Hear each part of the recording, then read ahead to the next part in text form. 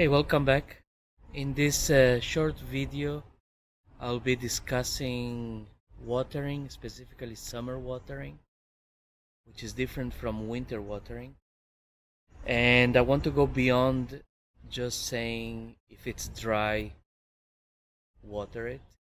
It's a lot more than that. The idea is to consider, for example, how much foliage the tree has, what kind of substrate the tree has. Is it in shade? Is it in morning sun and afternoon shade? Is it in morning shade and afternoon sun? Is it in full sun? What species is it? How much foliage does it have? What's the size of the pot? I already mentioned the type of substrate. When is the next time that you will be able to water it if you miss the opportunity now? And so each tree and each position in your garden is different. And watering really is the most difficult skill in bonsai practice to learn. I'm still learning it.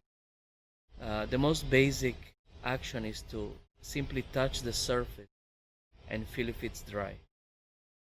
With moss or without moss, whatever you have,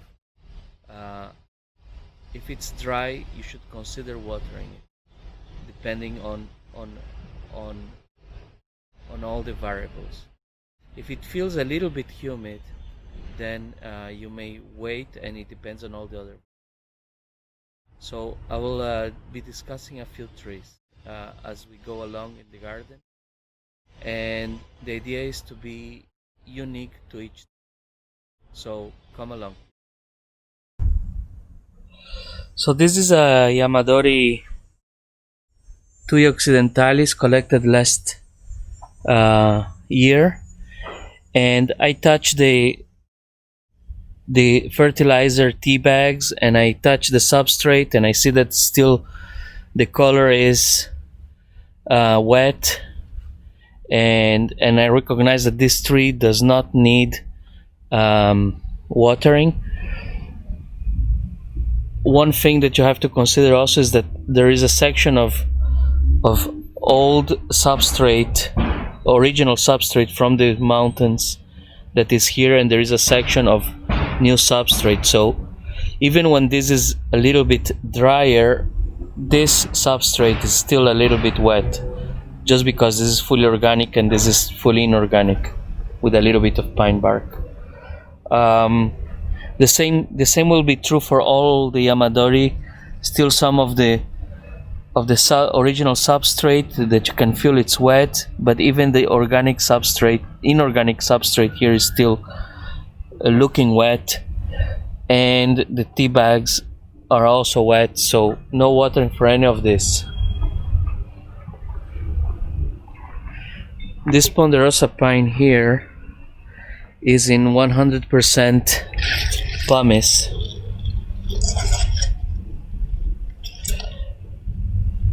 and it dries a little faster, but still I sort of stick my finger and try to touch. And again, these trees also have original soil, so you have to consider both, that the pumice or the inorganic soil will be drying faster than the organic. This one was watered this morning, just before I decided that I would rather film this, and this was watered this morning. Again, sticking your finger and feeling. The net here, the drywall net, is to keep the substrate in place. The fertilizers bags are underneath, and so on. So this one was watered this morning. Now let's look here. This one was watered this morning, just before filming. Now here I have not watered yet. These are trees that are in morning sun and late afternoon sun, with the rest of the day under the cover of this big tree above. So these maples, and I touch here and I feel that the tea bag is dry, the surface is dry. So all of these need watering. So let's water them.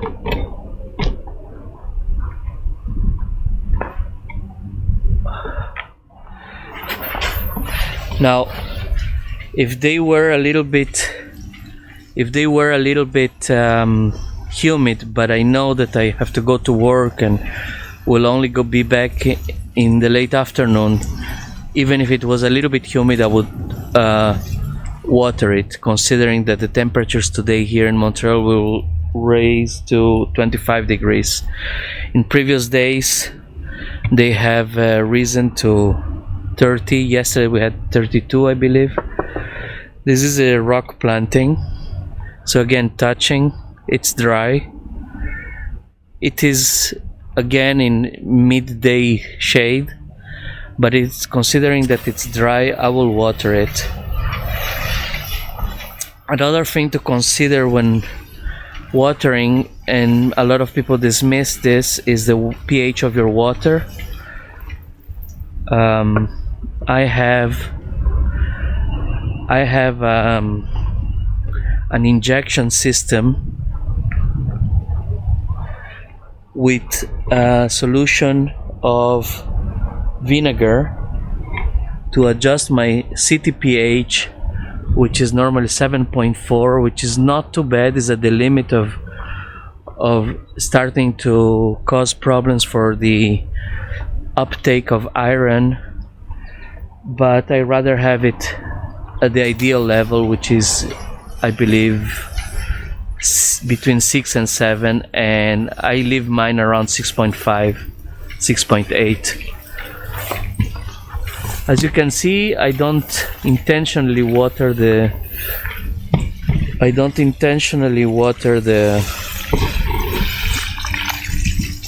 foliage, and this is on purpose. I don't want to cause any fungal issues. The foliage doesn't need watering. The uptake of water happens through the roots. Only in very special cases one would perhaps consider misting for recently collected trees, severely disrupted root systems. This one here received a little bit of water from the watering of the rock planting, and it's still humid, so it doesn't need any water. Here we have a tuya, which has a lot of foliage. It is in a lot more sunny position, away from the shade of the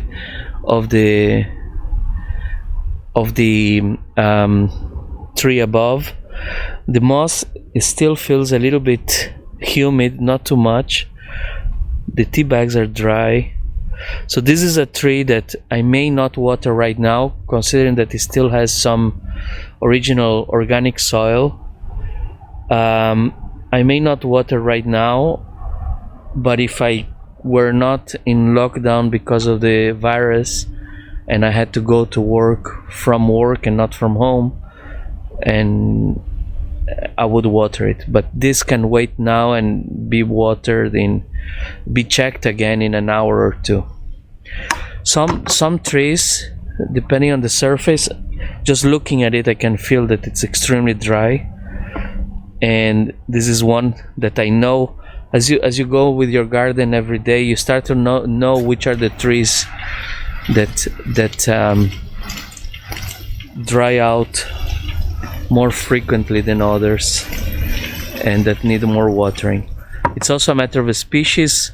Tuya, so this one here is dry, I will water it, but even if it was a little bit humid and if I don't have to come back, even though it doesn't have much foliage, it was recently restyled.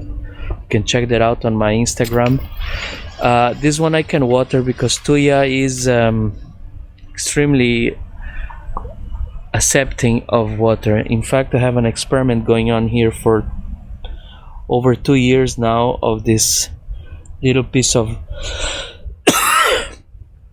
tuya seedling that is growing in a bog condition. This one here is humid, it doesn't need water.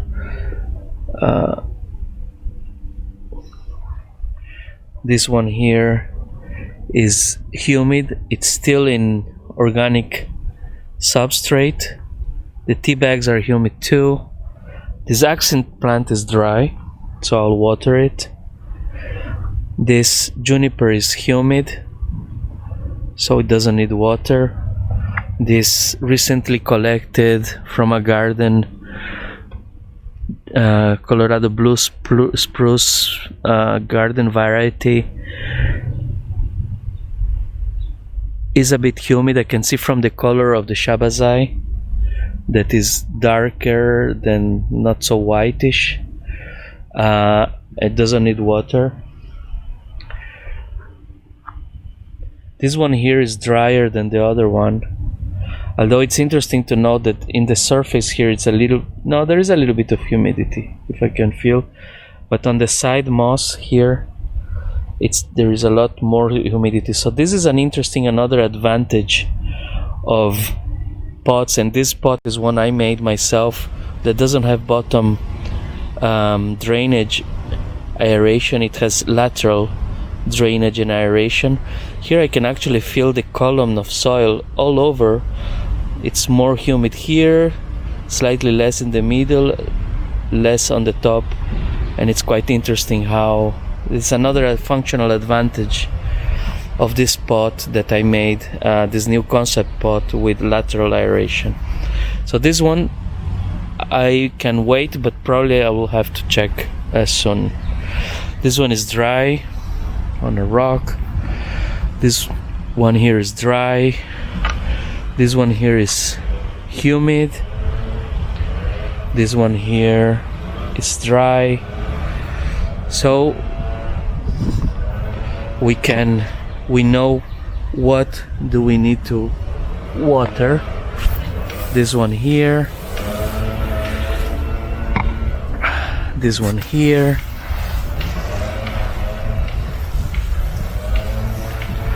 this one here, this one here, and like that we go. Here we have an olive, it's still humid. Here we have a tuya, still humid. This is a moment of connection with your tree. You can, hello my friend, how did you spend the night? How are you? Good. No water for them. Let's check here other trees. Wild crab apple, dry. Oh well, yeah, dry. Juniperus communis, the Guinness tree, wet. This one is wet. Japanese black pine, wet. Japanese red pine, wet. These are all wet because I had to water them late afternoon yesterday. Larch, dry. Larch, dry. Larch uses up a lot of water. I think it dry. These guys here are wet. So I can water this guy here.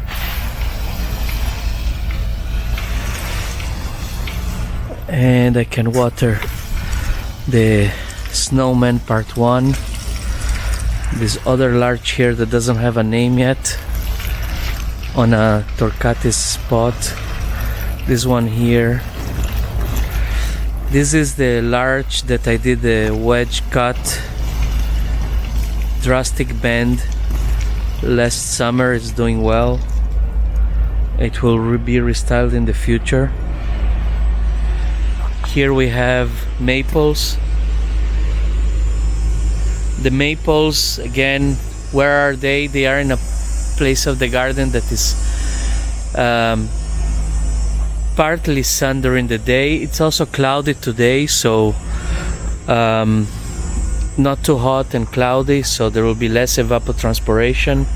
All of these maples can wait. Here I have a lot of shohin and willows. This one here, Ligustrum chinensis, is dry. The Coprosma kirki is humid. This willow is humid. I can some of them I can see from this tree is not very happy. I don't know what's happening to it. Seems dead. It's too bad. It was not like this a couple of days ago. I need to inspect what happened.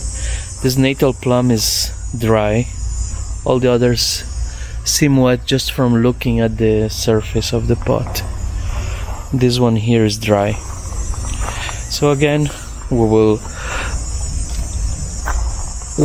water the ones that need, based on where they are, based on the amount of foliage, based on the environmental conditions that day, and based on our sociological conditions, meaning work, schedule, and the like.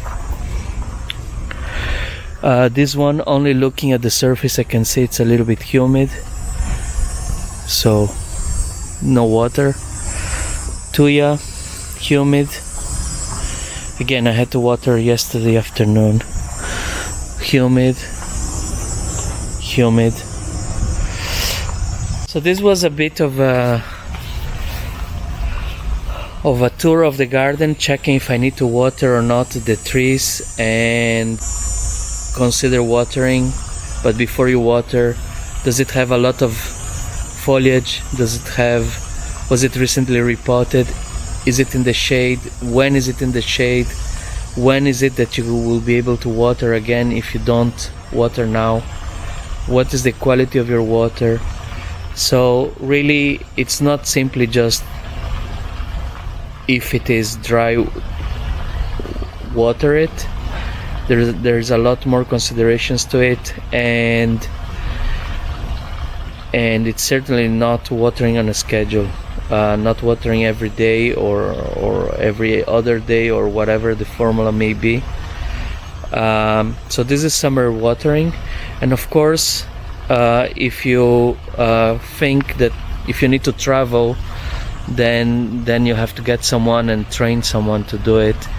If it is in a modern substrate, better overwater it than underwater it. So using a sprinkler system, automated watering system, or a neighbor that you try to, or family friend that you try to train as well as possible. So this is for now. I hope this is instructive to you, and thank you for watching. Until the next one, bye bye.